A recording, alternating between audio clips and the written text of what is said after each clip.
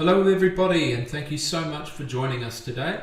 My name is Brooke Anderson. I am Regional Lead for Middle East and Africa, here to discuss with you and show you today Business Central Cloud on self-provisioning Azure, now available throughout the continent of Africa, which is very exciting. So, the differences and benefits. It's very important to highlight what the difference is between Business Central in Azure versus 1ClickFactory in Azure, and we will refer to it from here on in as the Microsoft Cloud versus 1ClickFactory Azure. So both are fully maintained servers, just to be absolutely clear. They are turnkey solutions. However, the Microsoft Cloud automatically updates your Business Central, whereas 1ClickFactory Azure is manually updated Business Central because of the way in which the licensing works, which is something we will discuss later on in this presentation. A key difference also around the licensing and costs is the excess storage that's required. So in the Microsoft Cloud, we have $40 per gigabyte over and above the 80 gigabyte allowance that is given to every Business Central tenant in the cloud. However, on 1ClickFactory's Azure, you can see our excess storage cost is only $1.43 per gigabyte. So there's a large difference there. And it may or may not make a difference. It purely depends on the client. We shall continue. In the Microsoft Cloud, you are in a shared environment, whereas the 1ClickFactory Azure, you have the choice of having customers in either a private or shared environment, depending on what their needs are. Now, in Microsoft Cloud, we have a South African data center that is coming soon, as opposed to 1ClickFactory, where our South African data center is available now. And finally, volume discounts are available in our 1ClickFactory Azure, as opposed to Microsoft Cloud, where at this time, discounts are not available. Okay, so cost comparison and total cost of ownership. So what I've done here is an attempt to show you and simplify the pricing so that we can put it into real world scenarios. Now, it's important to note that I've not done anything underneath 10 users. In nearly all instances, if you're under 10 users, it is going to be more cost effective to go to the Microsoft Cloud for these smaller sites. However, if you're going above 10 users and certain database size, or if you're in a region where Business Central Cloud is not available, it's still an option to be able to go under 10 users. You completely do it, this is just regard to cost comparison. So you can see that in the Microsoft Cloud on 10 users, and I've just made it premium licenses to make the maths easier, we have subscription license fees of $1,000 on the Microsoft Cloud. Now on 1ClickFactory Azure, the cost of those licenses is only $390 because they are what we would call perpetual subscription licenses. However, we have a hosting fee, which is actually the cost of using the Azure, which is $400. And then we have a subscription processing fee, which is a one-off, which is $50, which is the subscription fee for the licenses from 1ClickFactory, which gives you a total monthly of $1,000 a month versus $840 a month. So in this instance, we're seeing the cost comparison where it is less expensive to be using 1ClickFactory Azure. So your total cost of ownership over 36 months is displayed below. Now it's important at this stage to highlight this is recommended retail price or estimated retail price, ERP, whichever terminology you prefer, and it does not include any of the discounts such as the EP2 CSP SKU currently available or the 40% off migration SKU. All we're doing here is an estimated retail price cost comparison. So moving forward, if we move into different users and we start to scale, you can start to see a more noticeable difference in your total monthly cost. In this instance, obviously, we have 30 users and a 100 gigabyte database. The reason the database size is important is because not only are we now seeing fees for a subscription and your license here, we're also seeing an additional storage fee for the additional 20 gig, which is coming from Microsoft. therein is $800 a month, which is not an insubstantial amount. So you can see, important to note also, that partner margin is the same, it's 30%. So it's 30% with Microsoft Cloud, it's also 30% with 1ClickFactory Azure. At this stage, I can't comment on accelerators because heading into FY21, the accelerator situation or the incentive situation is pushed out at this moment until September. So we understand on Microsoft Cloud you will be getting additional accelerators. We're just finding out whether or not you may also be eligible for Azure accelerators through 1ClickFactory. So that is something that we will confirm at a later point in time. And now we really start to scale up and we start getting into very large users, and we have had a couple of instances where we've got customers over a terabyte moving to Business Central, believe it or not. So in this instance, you can see a dramatic difference if you've got 100 users and you need a large amount of storage. I think the total cost of ownership over 36 months, you look at those figures and they speak for themselves. So that brings us to our next point, which is licensing and regional availability.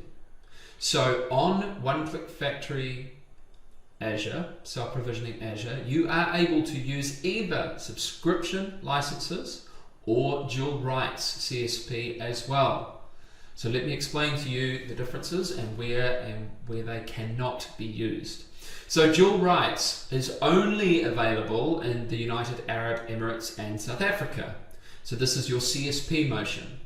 So you could purchase the SKUs via CSP, use the dual rights and install them on-prem essentially into the 1ClickFactory self-provisioning Azure, which my esteemed colleague Mr. Berny will show you shortly after this presentation how that works. So your CSP options there are obviously ERP, recommended retail price, if this was a customer that was coming from Sage or coming from another ERP system. You could potentially use your EP2 CSP SKUs, and there's also the 40% off migration SKU. Now once again, because Business Central Cloud is only available at this time in the United Arab Emirates and South Africa, those are the only two countries where you can activate dual rights for a customer. However, what is very exciting is that all other countries on the continent, you now have the option of being able to transact subscription licenses for the latest version of Business Central directly through 1ClickFactory. This license motion is called ISV Embed, and it is a truly turnkey solution enabling you to go into the 1ClickFactory self-provisioning Azure, set up your environment, and also order your subscription licenses as need be. Additionally, if you already have SPA or MasterVar, you do not have to transact the subscription licenses through 1ClickFactory. If you have your own licenses through the two license methods below, you can also use those license keys and upload them in order to be able to activate Business Central inside the system. Something else that we've been doing and we've found a lot of success with is that the self-provisioning Azure has proven to be very successful with the new LS Central and the previous LS Retail software. The reason for this is because it can be quickly deployed in a true cloud environment securely on any Azure servers that are available on the continent. So you can choose the closest to run your ping speed, and you are able to set up LS Central reliably and quickly using self-provisioning Azure. There is also an option to work with QBS if you wish to be able to transact LS Central licenses. You can reach out and contact us and we can refer you if you would like to discuss becoming an LS Retail partner. Okay, so how to identify your suitable opportunities for this. Now it's by region, it's by customer, or it's by size at this time. So with regards to region, it's very simple. Up until now, it's been difficult to provision Business Central in the cloud outside of the United Arab Emirates or South Africa. Now you can provision it on 1ClickFactory's cloud on any country on the continent. That includes outside South Africa or the UAE. So if your customers are outside the UAE and South Africa, this is by far the easiest, most cost effective and best option for them to be able to upgrade through to Business Central. Now, another identifying trait could actually be with regards to the client themselves. So if they are currently using NAV and they have IP that is custom, or they have an ISV that they rely on that is not yet ready for cloud, as in Microsoft SaaS Business Central, then they are ideal for this because they can leverage all the advantages of cloud, but they can move across a previous version of Business Central and still operate their own IP and still operate their ISVs. Okay? What is also wise is if they are on an older version, such as 2009 of NAV, it's a fantastic time to bundle in 1ClickFactory's fixed fee NAV to Business Central upgrade. So it's a perfect time to stepstone them into cloud. Another reason that a customer may not be able to go into cloud is because of the fact that the customer has to have data locally.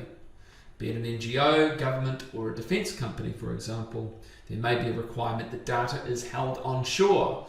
Now, at this time, Microsoft's Business Central Cloud is not actually hosted in South Africa, though they do have a South African tenant. That will change in the future, and it will be moved into South Africa, but at this time, it is not housed here.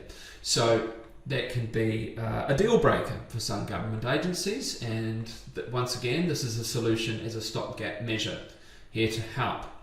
And then obviously size. From the total cost of ownership calculations I showed previously, if you've got more than 50 users, or if you've got more than 100 gigabyte database, there really is no question that your customers would be better off in terms of return on investment at this time in 1ClickFactory's self-provisioning Azure. Right, but it's very clear, to be clear, this isn't the end of the journey. So self-provisioning Azure is a stepping stone to cloud. That's how we describe it. So a customer in the future can move to Business Central Cloud once it's rolled out in their region, for example, Kenya or Mauritius.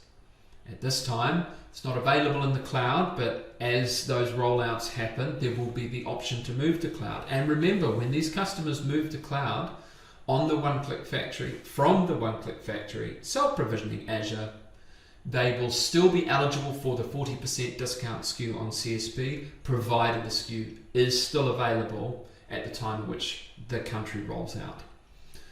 From a client point of view, a customer can move when either their IP is converted to extensions, which will enable them to move to Business Central Cloud, or the ISV products that they are relying on have been made available in Microsoft's Business Central Cloud, presuming, of course, that they are in a region where Business Central Cloud is also available.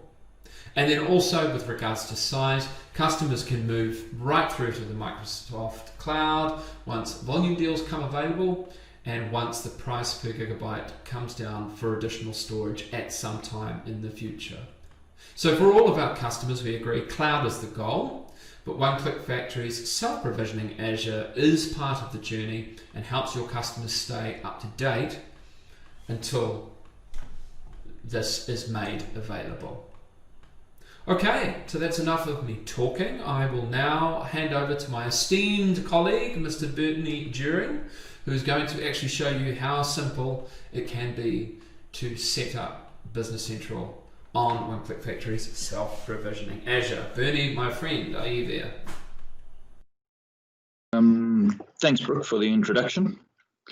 So let's have a look at how you guys can actually make use of this. So let's say you are not a one-click partner yet. What you can do is just go straight to the 1ClickFactory website. On the top right-hand side, you'll see that there is a sign-in option. Click on sign in over there, and then existing users, you can just type in your username and password over there. And then, of course, for new users on the right-hand side over there, there's a register button. Just follow the registration process, and then what it'll do is send you an email. Click on the confirmation link, and it registers you as a partner on the website. Okay, and then let's just sign in over here. My login details have already been filled in over there. So just going to sign into the page. And then when you sign in, on the page itself, on the left-hand side over there, you'll see you've got a link there to your projects. I'm just not going to click on that at the moment because on my account over here, I have multiple partners as projects that I have rights to view on. So there might be some sensitive information on there, but that's where you'll go to do upgrade projects, etc. But for today, we're going to have a look at the self-provisioning portal. Now, when you log on, if you've actually logged on and you verified yourself, on the top right-hand side, you'll see that there is some links over there. There's a link to email or call, 1Click, and then the 1ClickFactory self-provisioning portal is actually the little cloud icon that appears on the top right-hand side over there once you've actually logged on. So if you click on the cloud icon, that takes you to the self-provisioning portal over there. And when you come into it, you'll actually have your dashboard over there. And then you will see some details about the information that you've got on the portal over there. You've got some shortcuts to the licensing management, etc. over there. And you've got some details about the invoices, previous invoices, and details about the payments and things that you've made. So we created this a little while ago, and we've been using this portal just to demo this to customers and just to show what's going on. Next, you'll have your customers over there. So every customer that you as a partner create, every customer that you would like to have a partner for, you can click on the create button over there, fill in all the customers' details, contact information, and billing information. You can fill in over there. Customer installation. So for every customer that you create, you can actually see the different installations that you've got for those customers over there. Under database backups in here, you can see that you have the option to upload new backup straight from here. You can upload the backup before you actually create the environment. If the database is not that big, you can actually upload the database as part of the installation, which I'll show you in just a minute or two. Under licenses, this is where you'll actually upload the different licenses. So you'll see there's just a cronus.flf file that I've actually uploaded over there for version number 14. And then I've got a dev license that I've uploaded for version 15. And then over here, I've actually got a license for the Something Fictitious company, which is sort of my demo company that I've got over there. So if you go under customers over there, you'll see I created a customer called Something Fictitious. And underneath that, I've got a Something Fictitious license that's actually managed by 1ClickFactory up there. So this is not actually an FLF file that I received and that I actually uploaded. This is when I created the customer, I actually said that I also need a license for this customer, and I subscribed them to the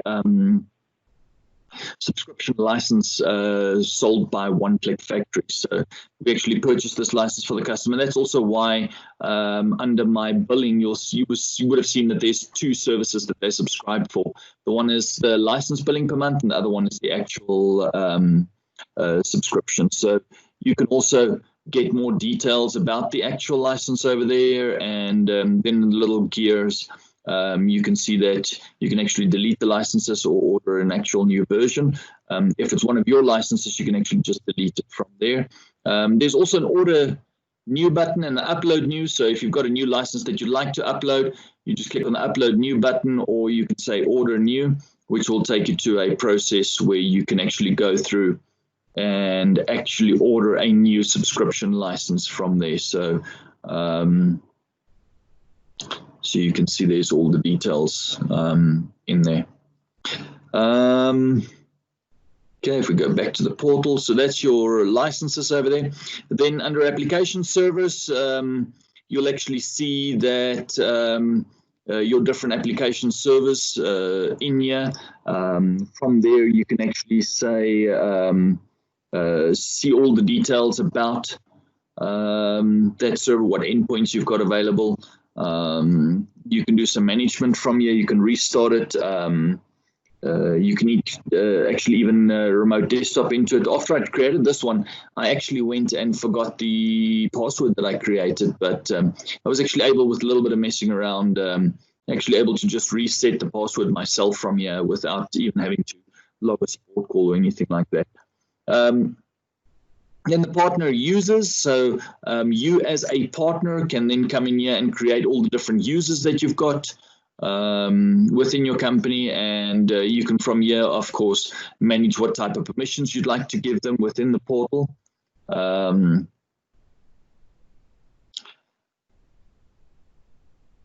then there's a couple of documents over here that you can download. The urgent support service and details about. Once you've actually logged on, you can actually just come here and all the documents are here, templates and all sorts of things that you can have access to. And then there's a settings area over there where you can actually just go and change your settings within the portal. So let's have a look at the actual process of creating an instance. So if I go to the customers over there, I can create a new customer if I like. But then what I'm going to do is I'm going to go here to customer installations. You can actually even customize the columns that you're actually seeing over there. So you can see I actually showed the RDP address over there. So I can just easily go in there and copy the RDP address. But to create a new instance, you'd literally just click on create, and in there, you'll actually see the first question it asks you is, what version of Business Central would you like to create an instance for? Now, unlike Microsoft's SaaS environment, which is basically a serverless type of environment where you're actually just subscribing to a service. In other words, instead of having an actual PC that you'd have to install, instead of having a middle-tier server that you'd have to install that would have a Windows version, that Windows version would need to be patched and updated. You would have SQL, you'd have to install SQL, you'd have to get SQL licenses, run and manage the SQL, patch the SQL, upgrade the SQL, everything that goes along with actually having that server. Literally goes away with SaaS. It's absolutely serverless processing. You pay for a service, you get a product as a result of that, and you use the service. Now, this is something in between. So this, you still have a full virtual machine in the background. So when you choose a specific version of Business Central over here, what 1ClickFactory is going to do for you is they're going to spin up a virtual machine with Windows on it. They're going to install the version that you specified over here. They're going to restore your backup into that version. They're going to upload your license file, and they're actually going to spin up a full-on virtual machine. Now, where this lies is sort of in between software as a service, in other words, full digital transformation to serverless processing, and on-prem, full-on on-prem installation. This is something in between. So let's say, for instance, you have got NAV 2015, 2016, 2017, even 2018. You've got some of these older versions, and you can't move to cloud yet because you've got some SQL integration. Your customizer, you've still got a lot of customizations, but you'd like to make use of the sort of cloud infrastructure, so you don't have to run and manage a lot of on-premise hardware. You can actually leave the maintenance of all the servers and everything else up to 1ClickFactory. So you literally just come in here, choose what version. Let's say, for instance, you're running 2018. Pick the version of NAV that you'd actually like, and the next question it's going to ask you is, please select your deployment type. Now, most of you guys are going to choose single tenant. You have the option of deploying your own multi-tenanted environment. Let's say, for instance, you're an ISV, you've got an ISV solution, you'd like to have a full multi-tenanted environment that every customer that you sign up, you can just literally create a new tenant on that environment. You can create a full multi-tenanted environment over here. So in here, if you do select multi-tenanted, you'd have to go and select, if you already have a multi-tenanted server instance, which one you'd like to use, or you can literally create a new one straight from here. And then in here, select the application server that should be deployed and fill in all the details. But we're going to go for single tenanted environment. So if you do select single tenanted environment over there, the same type of question is being asked. Select the application server. We're going to select create new, and then it pops up with all of the questions over there. So you'd have to give your server a name. So let's say, for instance, that's going to be my server name. Then what type of server would you like to deploy? It could either be a sandbox environment, private, shared, or a dedicated server. So a sandbox environment is obviously just a type of environment that you might want to run some tests on. You might just want to make that environment available for your developers to go and play on, etc. But a private shared environment basically means that you want an environment where 1ClickFactory is going to manage the server size and everything else for you. Obviously, that comes at one cost. It's a little bit cheaper than a dedicated environment. A private shared environment basically means that what 1ClickFactory is going to do is they're going to provision a server for you, but that server is going to be run on a shared environment where 1ClickFactory pays the Azure consumption usage. And then what they will do is, because not every single server in that cluster of servers that they're going to provision is going to be utilized 100% all of the time. So what we do is, within that private shared environment, you're basically sharing the CPU usage, the memory, and everything else. For some customers, that might be a security concern, so they might want to go for a dedicated solution. Now, if you do choose a dedicated solution over there, you would need to choose your server size. And of course, the different server sizes over there come with different costs, etc. Now, starting off with the bronze area over there, this is generally used for your developers, etc. So that's why it says not recommended. It's a very, very basic server. It's one single core and 2 gigs of RAM. Yes, Business Central will run on it. Remember, it's just your middle tier server. It's nothing more than that. I've used this quite a couple of times already and messed around with it. It actually does run, and it runs fairly okay, but definitely not for a production type of environment. I would, as a minimum, go for the Bronze Plus. And remember that you can scale up and down between these as well. Okay. The next thing that you'd have to do is you'd have to say which cumulative update of the version that you've selected. So let's say, for instance, you're running NAV 2018 CU10. You would select that over there. The main reason for that is just to get the correct builds of the EXEs that are being installed in the background. And then which region would you like this server to be deployed in? Now, when you click on the regions over there, you'll see that these are Azure regions. So UK South, North Europe, West Europe, etc., are actually where Azure clusters exist, where 1ClickFactory has deployed their solution on top of the Azure cluster that's available over there.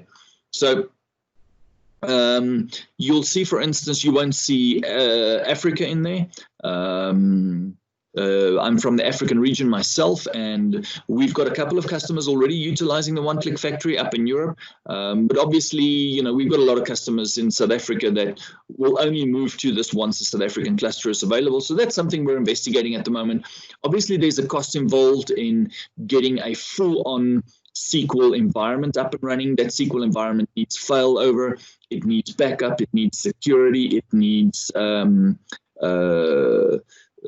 redundancy, so that should the South African data center go down, you know, there's a replication to other areas, etc. So 1ClickFactory has to invest quite a bit. So obviously economies of scale, but we're actually getting pretty close to deploying within South Africa as well. So when you click on the region down there, once the Africa region is available, you'll actually see it over there. But these are the regions that we've got available at the moment. So you'd have to select one of those. I've actually found that UK South from South Africa has the best latency. And then which SQL server in that region would you like to deploy on? So in some of the regions, you might actually find some customers that want to invest and they want their own SQL cluster to actually have their data on, etc. So in that instance, you'll actually choose a different SQL cluster to deploy on. But for most of the regions, what you'll see out there is when you select the region, there's only one SQL server available. I've actually gone through a couple of these, and we haven't had any customers that have actually set up their own clusters, etc. In here. So when you choose the region, just select the cluster that you'd actually like to deploy on. And then if you'd actually like RDP access, there's just a tick box over there that you'd have to select to say, I would like to enable RDP access to give you backend access. Some customers don't even want that. They leave the full management and everything up to 1ClickFactory. They don't even want a remote into it. They just want the nav deployment on there, or the Business Central deployment on there, and they don't worry about anything else. Okay, so once you've got all of that set up, you click on the next button over there. You get to the file upload area. Which backup would you like to use? Or do you want to just deploy a standard demo database? So if you're a developer and you're going to develop an extension or whatever, and you just want a standard demo database to be deployed, you can select that over there. Or when you go to backup, you can say select one of the existing backups that I've uploaded, or upload new. And in that instance, you can literally just go select file, choose the file that you want to upload. Same thing with a license over there. So you can just select one of the existing licenses to use for this deployment, or you can say upload new, click select file, upload the license file on there. So let's say, for instance, you're migrating an on-prem customer, their full on-prem solution, you just want to move to cloud. You just literally go select file, here's the backup file, select file, here's the license file, and off you go. Next. For the service tier, you'd like to go and say, how would I like to use my authentication? Classic username and password authentication. So every time you connect to the server, you type in a username and a password. Or I'd like to use Office 365 single sign-on. Now, if any of you have ever done an Office 365 single sign-on integration into an on-premise deployment, you will know that that is not the easiest thing to do. It takes a heck of a bit of time, and if you've never done it before, it usually is a little bit of a struggle. Even if you know what you're doing, it at least takes a little while to get that all set up. Over here, you just click on that, hit the next button, go and specify who is the Office 365 administrative user and what is his password. You can hit verify, and that's set up for you. If you've chosen Classic, of course, you would literally have to go and create your different email address, first name, last name, fill in all the details about the users that you'd like. And then the last thing, who is the customer that this deployment is for? So you can see over there is my something fictitious customer, so I can just select the existing customer, or right over here I can hit create new, fill in all the details, even send them a welcome email, inform them when the actual deployment is finished, because obviously it's got to provision that server and everything else. So once you've done that, if I can just get this out the way, hit the create button at the bottom over there, or you can click on advanced settings. There's some advanced settings that you can set over there, so to make sure that your server is in the correct time zone, that you've got the correct time zone set up, and when people are working on the server, they don't get different funny times and things like that. So you can also go and set up some RDP IP filters to make sure that your RDP connections are a little bit more secure, and even set up some IP filters for some other things to make sure that no unwanted guests are actually connecting through to your solution over there. And then once you're done, you just hit the create button. It'll take a little while to deploy. Once it's done deploying, the server will be available, and if you've said inform me when finished, you'll actually get an email informing you when it's actually done deploying, and you've got your solution available. And from there on, under your custom installations, you can just come in here and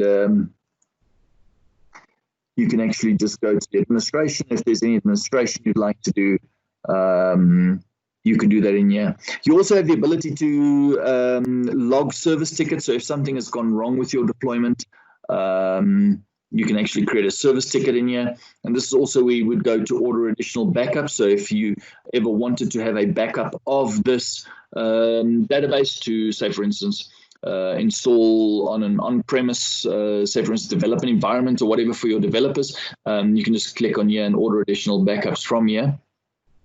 This is where you'd go to change your service user password. Like if you mess up like what I did and go and forget your password. Also, if anything goes wrong and the service isn't acting like it should, you have the ability to restart the service from here.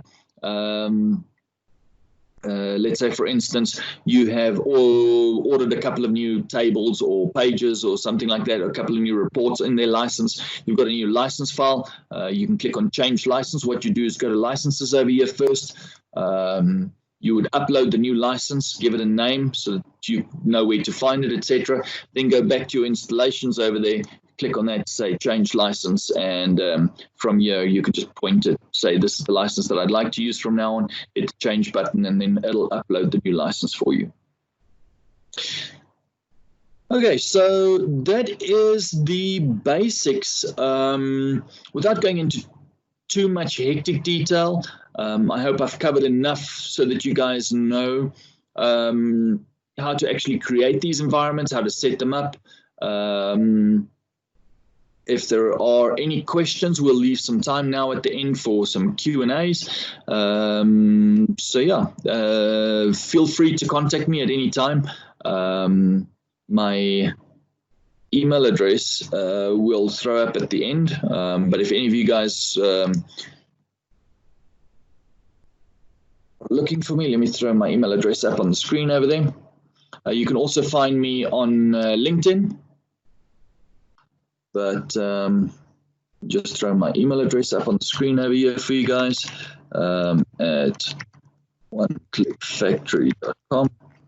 And then we'll leave it open for some Q&As at the end over here. So, Brooke, I'm going to throw it back to you, and thank you very much for joining.